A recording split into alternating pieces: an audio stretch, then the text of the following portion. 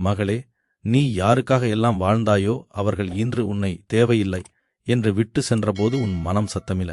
லாமல் அழுத இந்த முருகன் பார்த்து கொண்டிருந்தான். அண்ணன், தம்பி என்று நீ உன் இளமை, உன் கனவு, உன் வாழ்க்கை எல்லாவற்றையும் தள்ளி வைத்து அவர்களின் நிம்மதிக்காக உழைத்தாய். அதற்கு பதிலாக இன்று நீ நிற்கும் இடம் அனாதை என்ற வார்த்தை போல் உன் நெஞ்சை குத்துகிறது, எனக்கு தெரியும். மகளே, உன்னை மதிக்காதவர்களிடம் உன் மதிப்பு குறையவில்லை, அவர்கள் மனம்தான் உன் உயரத்தை அடைய முடியாமல் குறைந்தது. நீ உழைத்த வீட்டில் இன்று உனக்கே இடமில்லை என்றால் அது உன் தோல்வி அல்ல, அது அவர்களின் பாவ கணக்கு.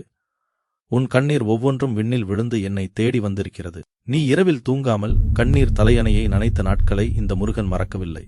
மகளே, உன் தியாகம் உனக்கே எதிராக மாறிய நாள் முதல் உன் வாழ்க்கையின் சக்கரம் மாற ஆரம்பித்து விட்டது. இன்று நீ தனியாக இருக்கிறாய். ஆள் நாளை உன்னை மதிக்கும் மனிதர்கள் உன் வாழ்க்கைக்குள் வருவார்கள்.